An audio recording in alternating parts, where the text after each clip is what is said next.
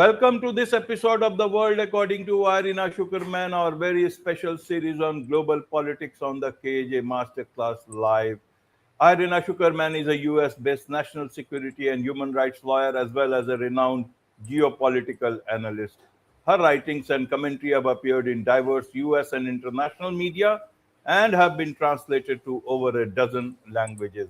Every fortnight in the world, according to Irina Tsukerman, we traverse the geopolitical landscape and delve into pressing international issues and gain insight from Irina's expert perspective. Welcome to the show, Irina. Very glad to be here. Thank you. Welcome once again. So, Irina, several big topics again today. This time I thought I'll start with Prime Minister Modi's visit to outside world. But suddenly there's all these developments in Iran, US. Let's understand from that, let's begin from that. Is the ceasefire off between US and Iran? Is it now going to be a bit more bad situation from now on? The US blockade, naval blockade is also back.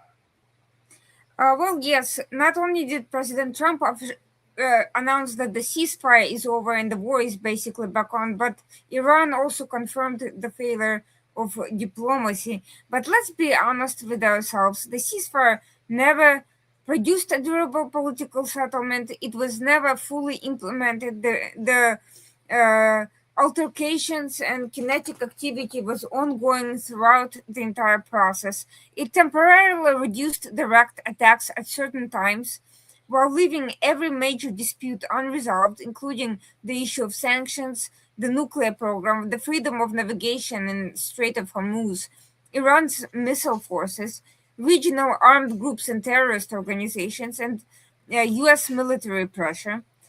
The technical talks, despite all of this, have not been cancelled. They're still there to address immediate operational problems.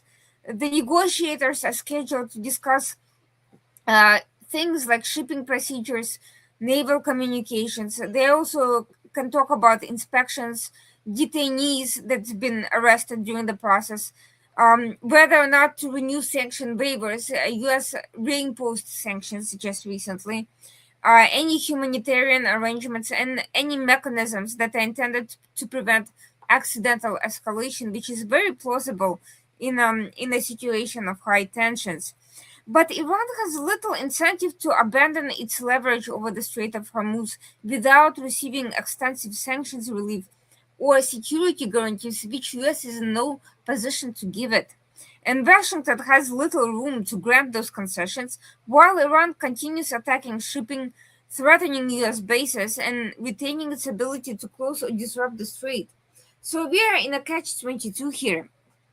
Meanwhile, Trump has issued new threats against Iranian military, energy, transportation, and command infrastructure, and all of this has raised the cost of another negotiating failure.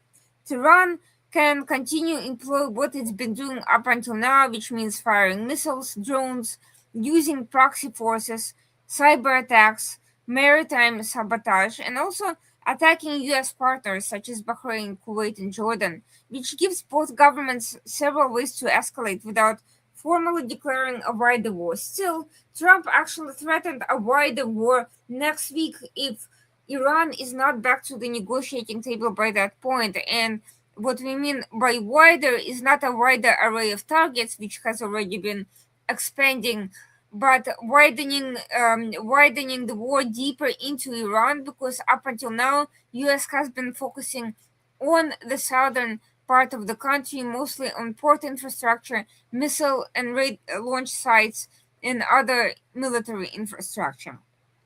So these technical talks may ultimately produce short pauses or very narrow arrangements, but a substantive settlement remains highly unlikely because US and Iran defend security in mutually incompatible ways. Washington wants restrictions that Tehran views as a strategic surrender, while Tehran is demanding economic and military relief, which Washington sees as rewarding coercion and finds completely unacceptable. So we are at an impasse. Absolutely. So does this mean that US and Iran are at war or actually at the talking table? Interestingly enough, it's kind of both. They are fighting. There is a very significant escalation. There is a kinetic military confrontation without a doubt, but at the same time, there is still attempt to A, continue these very narrow technical processes, and B, Trump is trying to get Iran to come to the table. Now, various US officials claimed that it is Iran that's actually desperate to negotiate after the strikes, but something is telling me it's just simply not true, because Iran has continued attacking. It has not paused anything. It has not toned down its attacks. It has actually expanded and has done more damage. It has attacked several US bases, including one in Jordan, and several of these bases suffered direct hits, which means while there's very few people remaining in those areas, the infrastructural damage can still be significant and costly. Absolutely. So where do we stand now? Means now the US says, that I will also charge 20% for doing what I am doing at the Strait of Hormuz. Means, does it mean that it is laying ground for whoever controls the Strait of Hormuz in future? The charging part for the toll will become a sort of a foregone conclusion, that it will become legitimate in that sense. Well, Trump did reverse his decision after there was significant pushback, and also because this is basically unenforceable. It was never clear from his statement who exactly would be subject to these fines. And Iran, for its own part, only is able to enforce these fines because several countries agreed to enter into bilateral agreements, and they've come to a cryptocurrency based payment plan.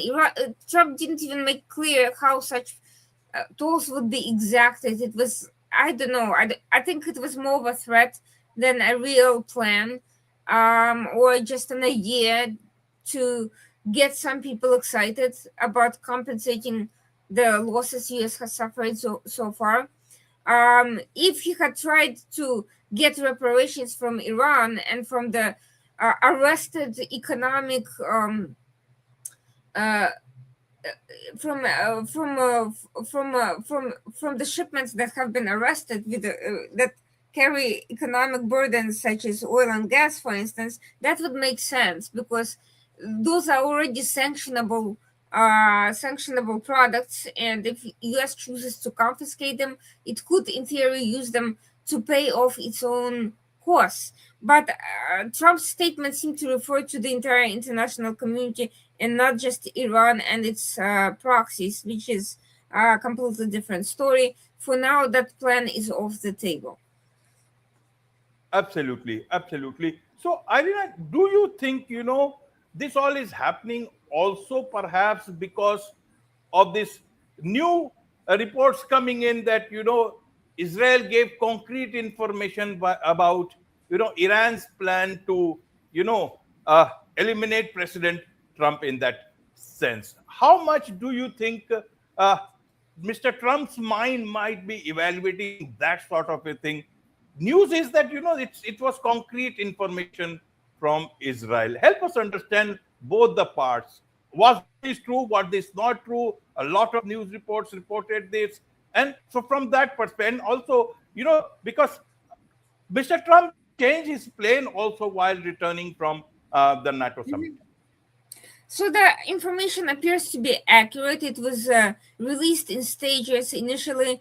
The only thing we knew is that there was some sort of an assassination plan against Trump, which has been in the works for some time, since the assassination of Qasem Soleimani at least. But in this case, apparently, this is a renewed effort, and this time the specific act of revenge is not just against Qasem Soleimani, but specifically in revenge for the killing of Ali Khamenei, even though Khamenei was actually assassinated by Israel. Still, Iran chose to blame the United States for this whole thing. And according to what is known, the assassination was supposed to occur while Trump was in Turkey. And the Secret Service basically got Trump to change the planes from the Qatari plane to the standard Air Force One for security reasons. One of the issues with the new plane, the new old plane, I guess, is that it has its its vetting was expedited to accommodate Trump's needs to travel on a um, uh, fairly short notice, and as a result, the bugs that may have been planted have not been necessarily all removed. So there are concerns about communication security. There are also concerns about other potential security procedures. After all, Qatar is very close to Iran. There's been RGC personnel selling weapons, taking part in shows in defense arms shows in Iran, and also reportedly acting as security for the royal family. None of that bodes well for the use of such a plane under emergency circumstances. So it was probably a good idea to take all possible precautions and take no chances. Absolutely. A lot of news coming out from Israel about this particular so-called plan, and then also about, that the former Iranian president, he was also recruited by, Israel in that sense, and that is creating a lot of other sort of news, all across the world, especially regarding Iran.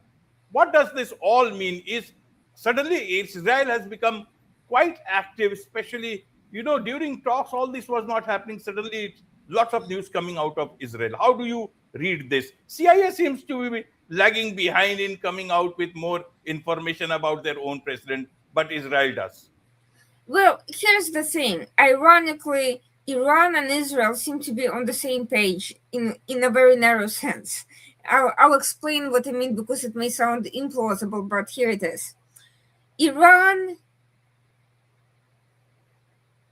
publicly called for revenge against Trump very soon, around the time that Israel provided Trump with the information about the assassination plot.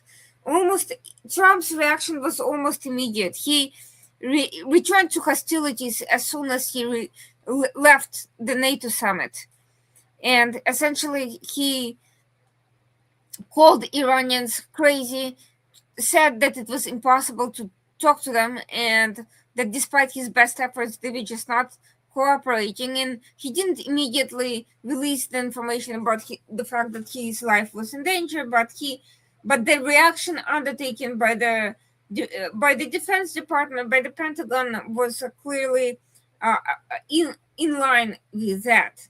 So, of course, Israel intercepted communications with details of this alleged plot, and enough of it was verifiable for Trump security to take the necessary precautions and to act on this plan. And of course, Iran didn't exactly hide its intentions. They publicly called for revenge against Trump very soon thereafter. But I wonder whether Iran did not deliberately leak this information for Israel to intercept and to give it to Trump in the hopes of drawing US into a more direct confrontation and using this as a cover for the US to initiate the disruption of the talks so that Iran could make the case to its own public that it was the US that was essentially the aggressor and that Iran had tried diplomacy but it failed.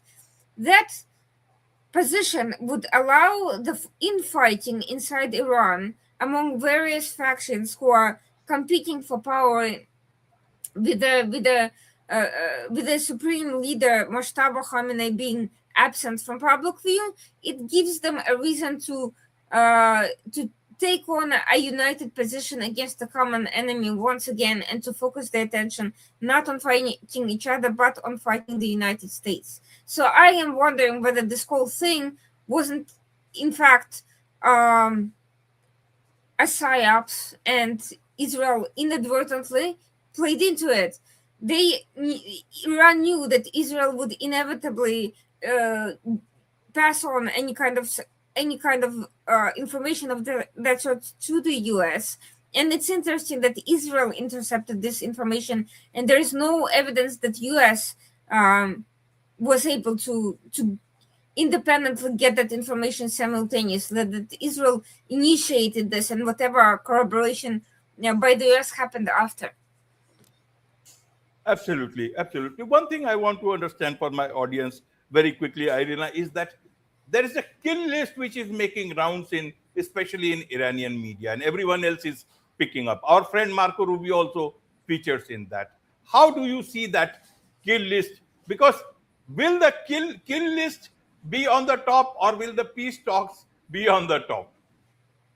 Well, the interesting part about the kill list is not who is on there, which is the officials taking part in these operations in one way or the other, but who is not on it. And the only person who is had a fairly high profile in this process, but who's not on the list is J.D. Vance, who's initially opposed the war but changed his position under pressure from Trump, perhaps with the hopes of eventually getting his endorsement in a future presidential race. Regardless, it's very telling that J.D. Vance, who on the one hand has been defending um, the military operations, but on the other hand, just today told the Israeli critics of the MOU and the so-called ceasefire to go to hell that he is absent from this assassination list. So I don't know whether the Iranians spared his life because they find that he's useful to them through his messaging, or this is just another ploy to cause divisions among Americans. But regardless, it is a curious observation. Absolutely, absolutely. Strange talks, peace talks, these, Irina. Can you remember? You are an expert, have been covering a lot of things. Can you ever remember these talks, sort of peace talks, so-called peace talks happening in any part of the world in history? So many, talks only, and then there is fight. Oh, it's such a prolonged level of peace talks. I don't know of any, but if you can remember any example. Well, actually, this was not the norm at all until Trump's second term, really, because we are seeing exactly the same pattern, maybe on a slightly smaller scale in Gaza during the Hamas negotiations before the ceasefire finally took hold. And by the way, there's been numerous violations of ceasefire since then. There's been Hamas plots to attack Israel that were disrupted, and there's been Israeli incursions into parts of Gaza and operations against Hamas since then. So the fighting has not 100% stopped. We cannot claim that there hasn't been some disruptions in operations. So that's one thing. And Lebanon is another example. Again, under Trump 2.0, following the same model. Now, here, the situation with Lebanon, the situation is a little different because the Lebanese government very quickly agreed to a conversation with Israel, but the Hezbollah forces had never agreed to talk at all or to participate in the process in any way, and they have continued to fight. So, in reality, Israeli policy in Lebanon has been twofold: to negotiate with the legitimate government while fighting Hezbollah on the ground, and Hezbollah is now considered illegitimate in Lebanon, formally speaking, and yet there's been no concrete way to disarm it. Now, the latest agreement that we have seen would have Israel basically withdraw, or at least partially withdraw from the country, and the Lebanese government would allegedly remove the remainder of Hezbollah and remove their weapons from them. But I just don't really see how that's possible. And so far, none of that has come to fruition. So that's been another example of fighting and talking and talking and fighting. And by the way, Trump also has tried the same thing with the Taliban before negotiating the final US withdrawal, which was later implemented by Biden. That too was not particularly great, and ultimately, as we know, it ended with a withdrawal and with a very massive withdrawal at that. But ultimately, US made basically a unilateral decision spurred by Qatar to remove themselves completely, and we have seen the same story in Syria and now in Iraq. So until Trump, the norm was to either negotiate or to fight or to use kinetic pressure to bring um, the country to the negotiating table, but it never used to be fight and talk and fight simultaneously. But for Trump, it seems to be a normal course of action, and he's basically normalized it. Absolutely, absolutely. Fight and talk and fight with no end in sight. Let me that is with me. Last question on this particular topic, Irina, is on the Strait of Hormuz. Now, with the situation as it is and getting prolonged, a lot of several countries seem to be working on alternative routes. And not only for today, maybe it might become a bit more permanent in the future. Does it mean that the Strait of Hormuz will lose its position in that way, at least till the regime is there, or whatever chances are there? And that, anything else will be coming in? Well, some countries are already doing that. Saudi Arabia, for instance, has already found several economic corridors, some of which are immediately implementable, and others are way off. UAE is working on building a new port in Fujairah or another area that would essentially create a zero Hormuz route. It's likely to coordinate more with the East Med countries in the future and to try to avoid that area altogether. Um, Several other ships have been circumventing Strait of Hormuz and going around other ways, much lengthier ways, I might add. But so far, there hasn't been an 100% solution to this because the Strait of Hormuz remains the fastest route to delivery of oil and gas. And of course, there's also an effort to kind of become less dependent on fossil fuels, but that too is not, there is no immediate solution for that particular issue either. In fact, if anything else, some countries have begun reverting to the use of coal, which is obviously far from ideal. So what we are seeing is that there are attempts to supplement Strait of Hormuz with other routes in order to not be fully dependent, to minimize dependence. Some smaller countries with high oil production rates, like UAE, may find complete alternative routes, but by and large, countries that are either dependent on on oil and gas or are very significant amounts passing through the area may find themselves having to take risks, engage in bilateral arrangements with Iran, or wait it out until it's safe to travel whenever that becomes possible. Absolutely, Irina, absolutely. Let's move on to this so called peace diplomacy to real diplomacy.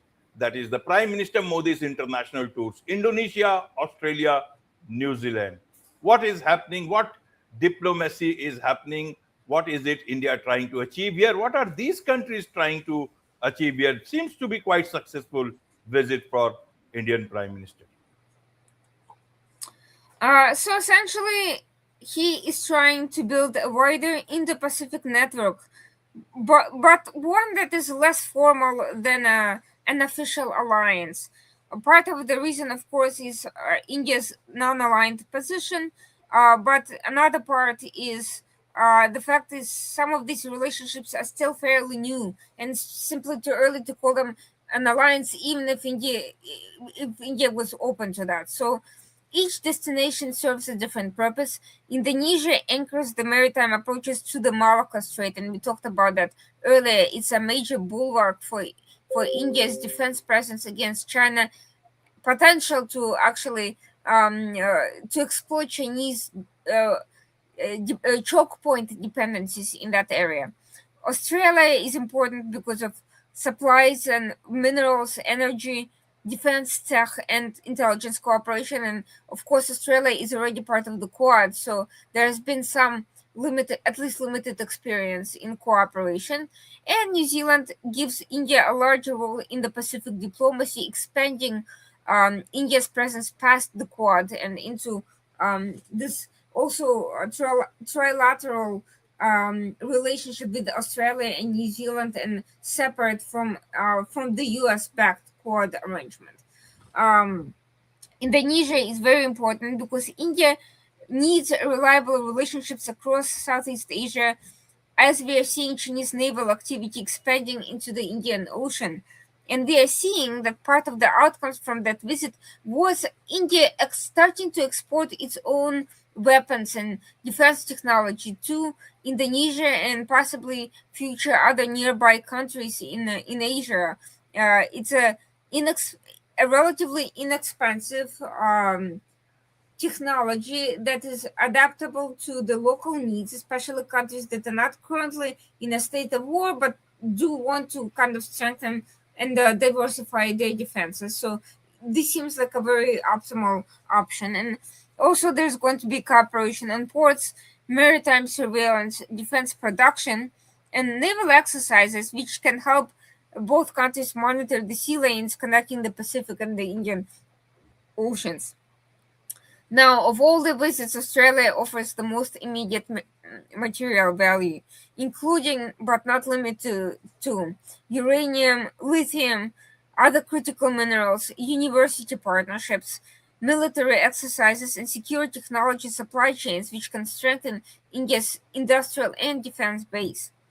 On the other hand, it gives Australia another major Asian partner at a time when confidence in consistent American leadership is waning rapidly. The New Zealand was important more politically as a symbolic gesture because it was the first visit by an Indian prime minister in 4 decades. Modi wants India treated as a Pacific power with interests extending beyond South Asia. Wellington wants access to India's markets, workforce, and of course, diplomatic influence. Now, there has also been some concerns about the tour because, to some extent, it revealed India's usual implementation problem. New Delhi has been great at announcing ambitious frameworks very quickly, um, but the trade negotiations, the infrastructure projects, the defense purchases, and regulatory approvals have been comparatively slow despite all these announcements. So the success of the tour will ultimately depend on what's completed and how quickly, rather than declarations about shared values and other commentary that emerged from this visit. Absolutely. So how and when would we know how successful this has been? Who has to make the first approach after this tour is over now? Is it that some sort of a deal has to be signed or something else has to happen? Well, I think some of the deals have already been signed, but I think not all of that is dependent on the prime minister and his office. I think a lot will depend on the other ministries and officials, and of course the industries themselves, and how quickly they can start implementing the projects themselves. How quickly can the defense technology be developed and sold? How quickly can the regulatory frameworks be approved? How quickly can the sides agree on technical details, such as tariffs, for instance, and uh, security of their products and inspections and proprietary value and all of these details that emerge during specific talks on implementing any sort of defensive or maritime or trade arrangement on critical minerals or anything else. So a lot will depend on how much of a priority each issue is for each side, and whether the timing and the prioritization aligns, how quickly the countries can come to an agreement. As we have seen with Europe, India can move very quickly when it wants to, even in the implementation stage. But to get to the point when it's ready to start moving quickly will depend a lot on external circumstances and not just the general internal political will. Absolutely, Irina. India is reaching out to the world, and the world is also coming to India. Japan Prime Minister Takaichi's visit to India. How do you see that? What was it for? Help us understand the key takeaways from this visit.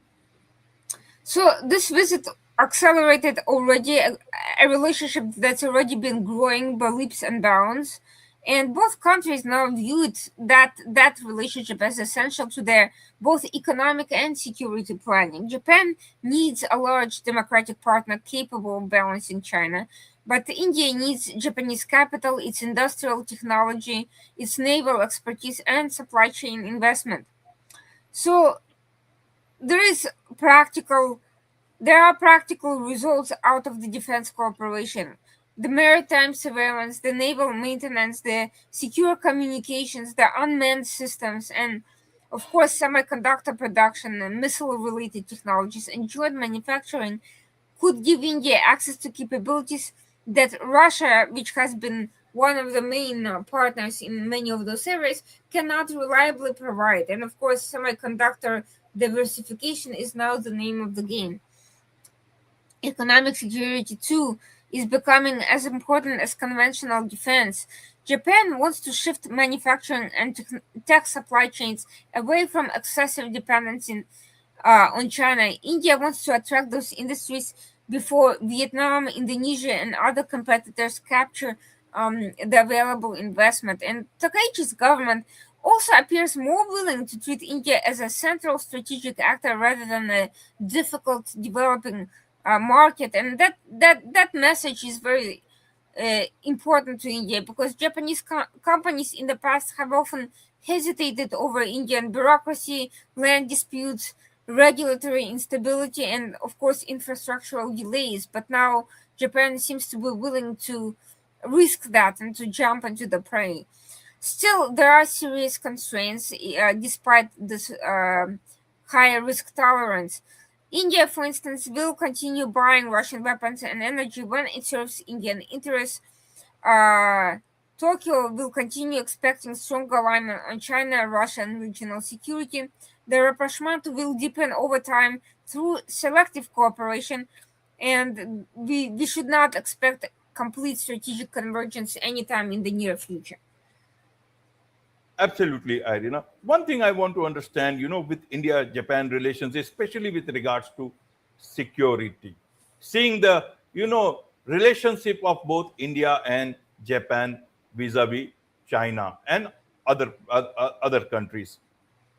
Japan seems to be now coming out of those constraints and restrictions of the World War II post that, and Japan is building on much more in terms of militarily, defense wise.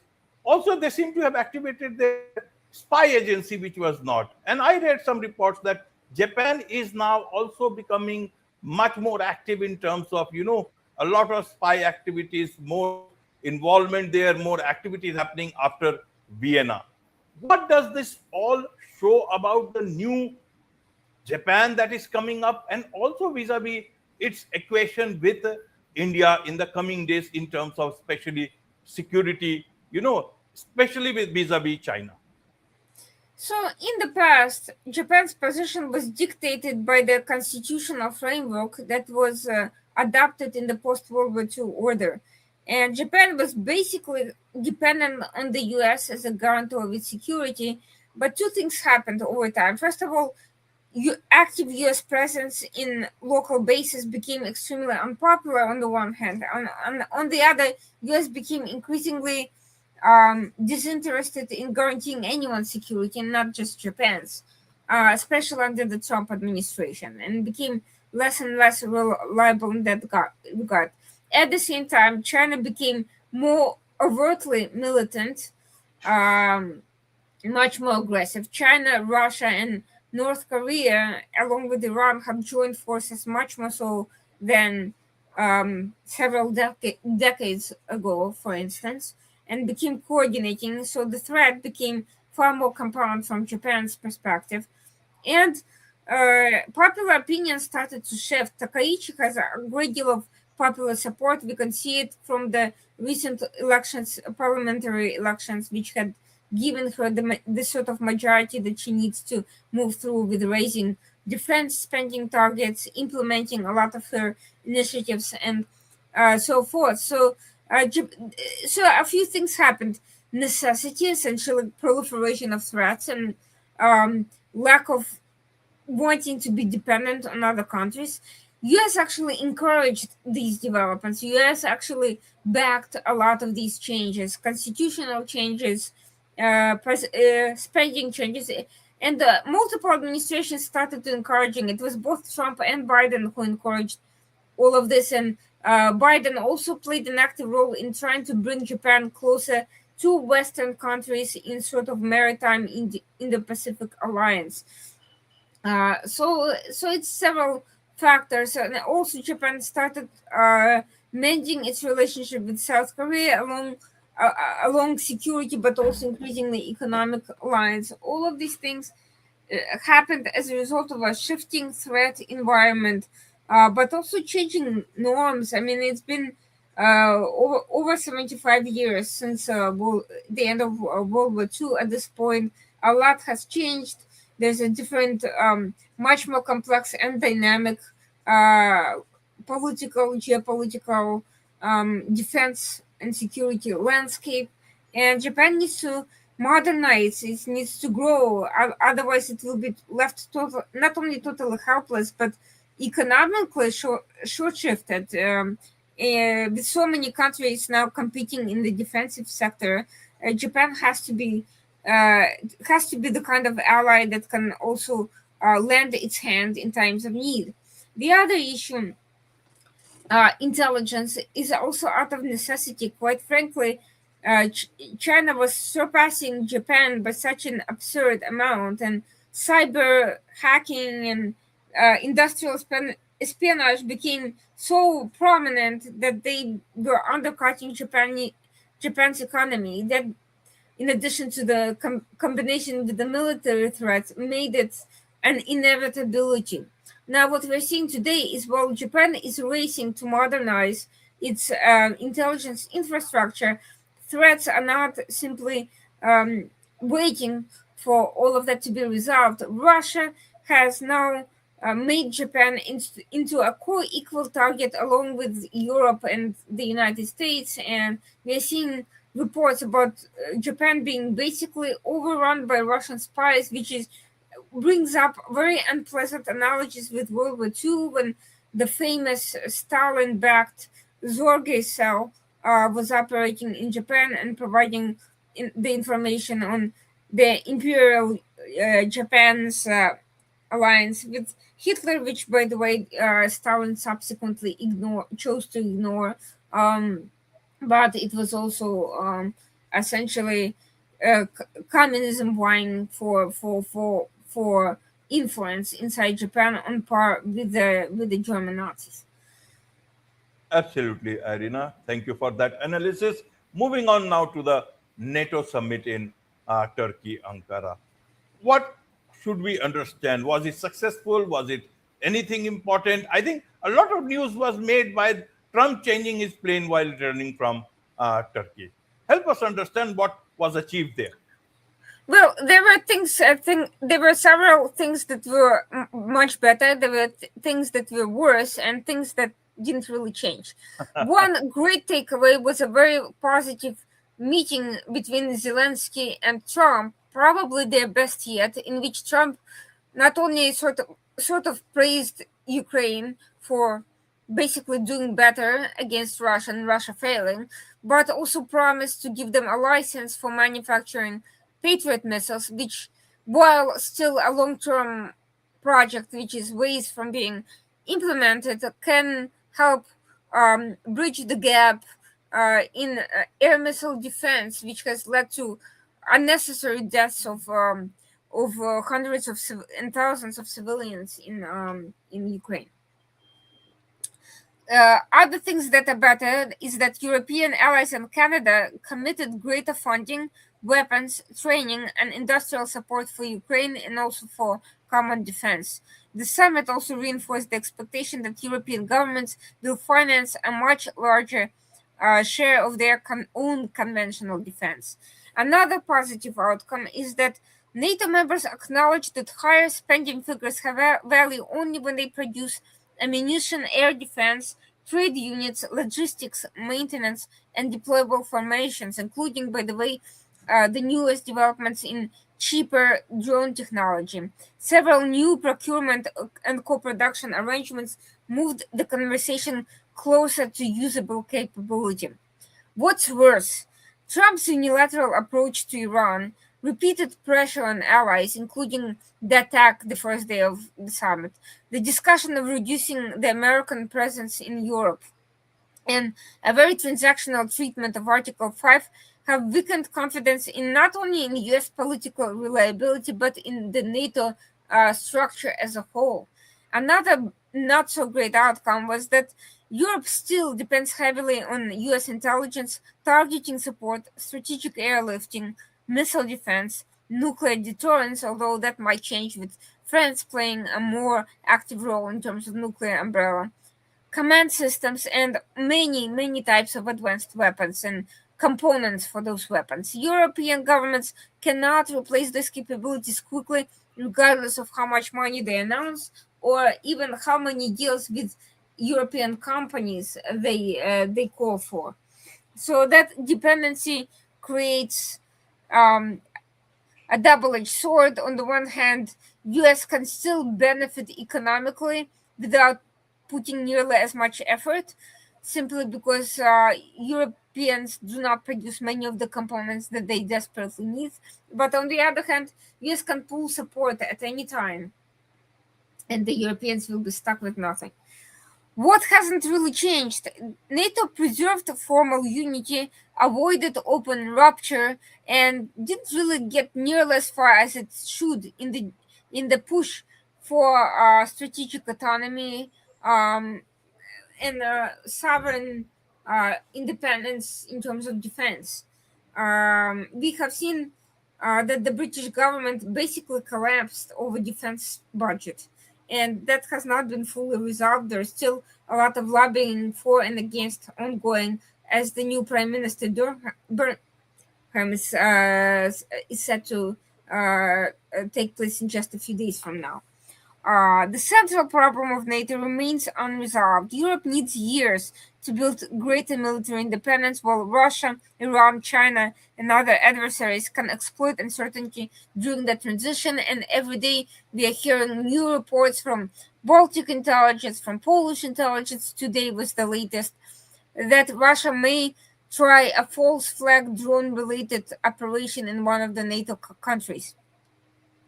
Finally, the final outcome is that Ankara produced a stronger European spending commitment, but also a more anxious alliance. NATO emerged with additional money and procurement plans, but also doubts about US decision making, which continues to erode the political confidence required for credible deterrence.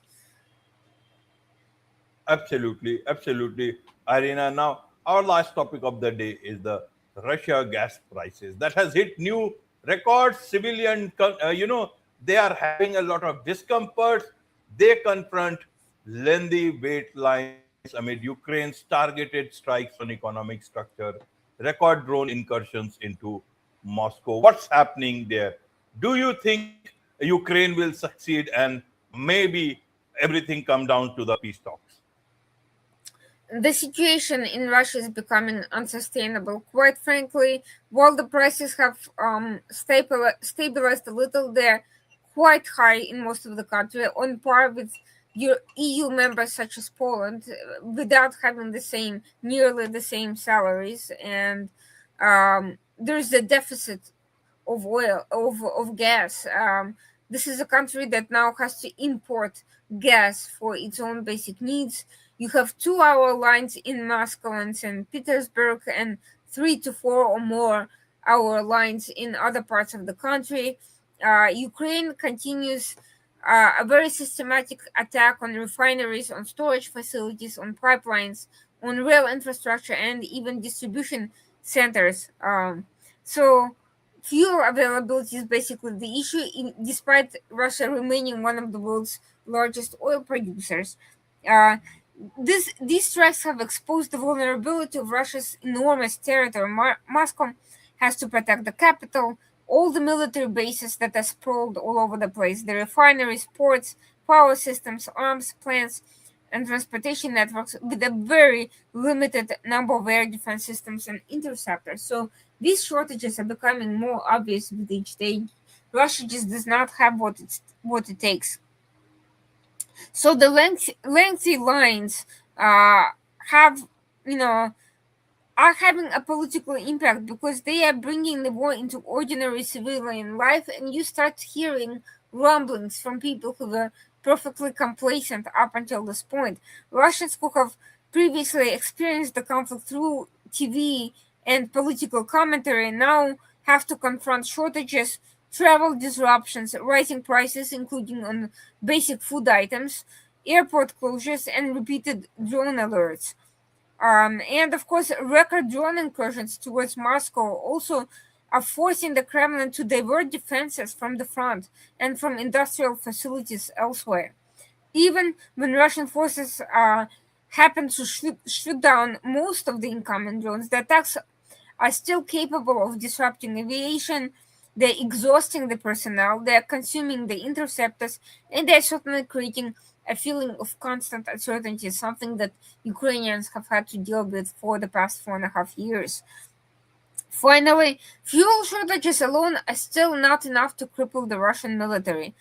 The continuing strikes can raise transportation and agricultural costs. They can damage refinery equipment faster than Russia can replace it. They can certainly increase regional inequalities and force Moscow to import fuel despite its status as a major energy exporter. But still, it will take more than that to start actually collapsing the Russian front line. And so, for Ukraine, the goal is not only to create an energy crisis, but now there's a renewed focus on Crimea because the Crimea is much closer to the front lines, and creating this more immediate crisis in the key occupied territory, which is responsible for a lot of the supply chain deliveries, will disrupt even basic supply chain transport to the front lines, and that can lead to more direct impact on the military action. Absolutely, Irina. So, whatever happens at the front lines in the Kremlin, in Moscow, what do you think must be going in President Putin's mind? Well, for one thing, he's had to publicly acknowledge that there is a fuel crisis and that he can't protect the country from the drones. That's a huge admission of weakness from somebody who was reluctant to do anything about it for while it kept growing, for becoming more and more a problem over the years, and he can no longer claim that there is some sort of a hope of a strategic success in that regard. Everyone knows that the war is going very badly and that they can no longer recoup the cost through alternative means. It's just becoming unsustainable, even with all the smuggling and dual use and gold in Africa and all of these things. And by the way, due to the focus on Ukraine, Russian operations in other places, like in Africa, are collapsing as well. Western Africa is becoming a liability for the Russian support for the local juntas, for instance. So all of that is also taking its toll. And these failures are visible. These failures are embarrassing. These failures underscore the sense of grievance. The only option Putin has is to blame it all on US and NATO conspiracies and on worldwide plots. But that's, even those excuses are kind of running out of air, because people don't care what the reason is. They just see that their government is not able to fix whatever it is. Absolutely, absolutely. Lots happening in Russia, lots happening in the world, and that's why every 2 weeks we come to you to make sense of what's happening all around us. With this, it's a wrap on this very special edition of The World According to Irina Tsukerman on the KAJ Masterclass Live. Thank you so much indeed for joining us. Thank you so much. Have a great evening.